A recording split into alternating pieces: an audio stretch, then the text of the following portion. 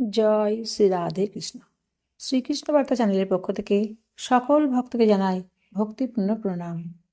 আমাদের আজকে আলোচনার বিষয় চৈত্র মাসের কৃষ্ণপক্ষের একাদশী ব্রত।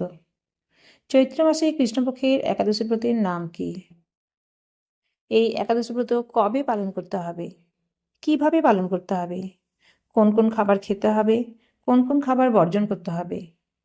ব্রতের আগের দিন কী কী কাজ করতে হবে, ব্রতের দিনে কী কী কাজ করতে হবে এবং ব্রতের পরের দিন কী কী কাজ করা উচিত? সংকল্প কখন করতে হবে, কিভাবে করতে হবে? পারণ কখন করতে হবে, কিভাবে করতে হবে? সংকল্প মন্ত্র কী, পারণ মন্ত্র কী? এইসব বিষয় নিয়ে আমাদের আজকের আলোচনা।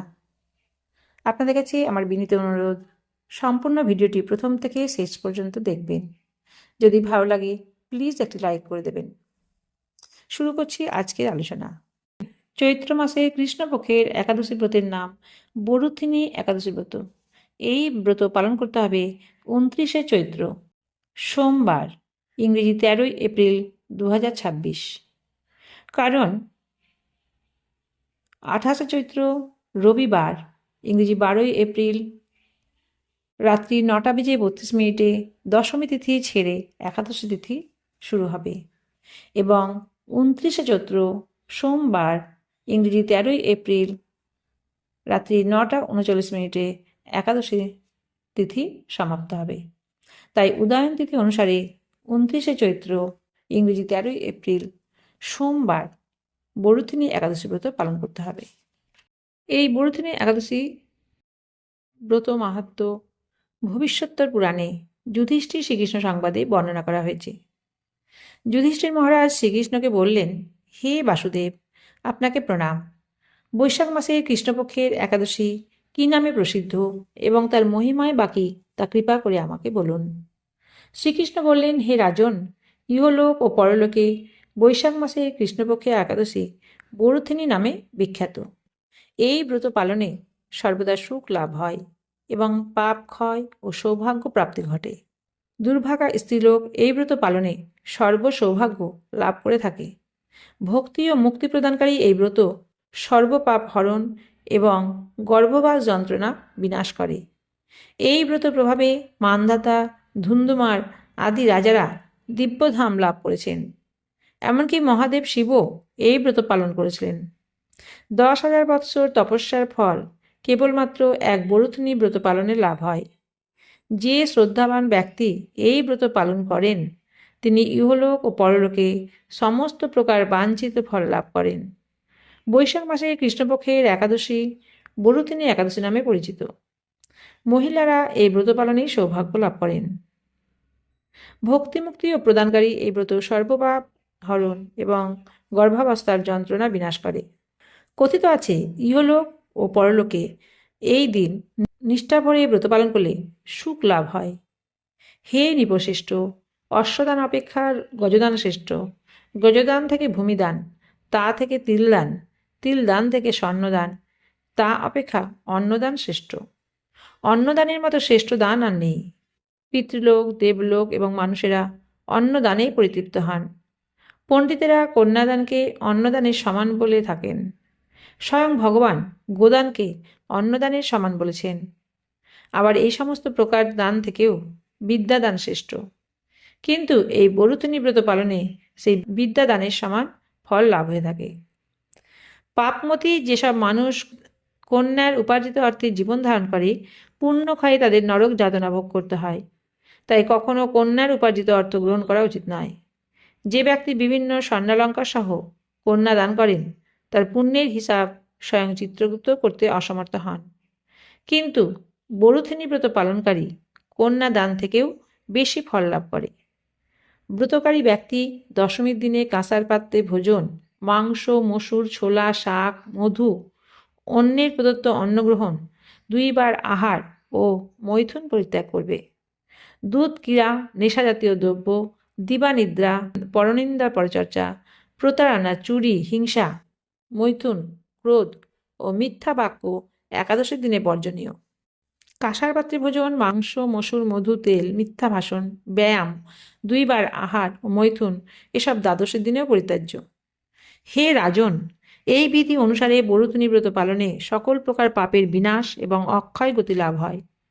যিনি হরিবাসরে রাত্রি জাগরণ করে ভগবান জনার্দনের পূজা করেন, তিনি সর্বপাপ মুক্ত হয়ে পরম গতি লাভ করেন। তাই সূর্যপুত্র যমরাজের যাতনা থেকে পরিত্রাণের জন্য পরম যত্নে এই একাদশী ব্রত পালন করা কর্তব্য। বরুথিনী একাদশীর ব্রত কথা শ্রদ্ধাভরে পাঠ বা শ্রবণ করলে সহস্র গোদানের ফল লাভ হয় এবং সর্বপাপ থেকে মুক্ত হয়ে বিষ্ণুলোকে গতি হয়। একাদশী ব্রত পালনের নিয়মাবলী। একাদশীর মূল কাজ হল নিরন্তর ভগবানকে স্মরণ করা। তাই আপনারা যে নিয়মে যে সময়ে পালন করুন না কেন, ভগবানকে ভক্তিভরে স্মরণ করাই যেন আপনার মূল কাজ হয়। একাদশী পালনের সাত্ত্বিক নিয়মটি এইরকম: সমর্থপক্ষে দশমীতে একাহার, একাদশীতে নিরাহার, দ্বাদশীতে একাহার করবেন। তা হতে অসমর্থ পক্ষে শুধুমাত্র একাদশীতে অনাহার করবেন। যদি উহাতেও অসমর্থ হন, একাদশীতে পঞ্চরবিশ্বাস বর্জন করত ফলমূলাদি অনুকল্প গ্রহণের বিধান রয়েছে। সমর্থপক্ষে রাত্রি জাগরণের বিধি আছে। গৌড়ীয় ধারায় বা মহান আচার্যবৃন্দের অনুমোদিত পঞ্জিকায় যে সমস্ত একাদশীর নির্জলা পালনের নির্দেশ প্রদান রয়েছে, সেগুলি সে মতে করলে সর্বোত্তম হয়। নিরন্তর কৃষ্ণ ভাবনায় থেকে নিরাহার থাকতে অপারগ হলে নির্জলা সহ অন্যান্য একাদশীতে কিছু সবজি ফলমূলাদি গ্রহণ করতে পারেন, যেমন গোল আলু, মিষ্টি আলু, চাল কুমড়ো, পেঁপে, টমেটো, ফুলকপি ইত্যাদি সবজি ঘি বাদাম তেল দিয়ে রান্না করে ভগবানকে উৎসর্গ করে আহার করতে পারেন। হলুদ, মরিচ ও লবণ ব্যবহার্য। আবার অন্যান্য আহার্য যেমন দুধ, কলা, আপেল, আঙুর, আনারস, আখ, আমড়া, শস্য, তরমুজ, বেল, নারকেল, মিষ্টি আলু, বাদাম ও লেবুর শরবত ইত্যাদি ফলমূলাদি খেতে পারেন।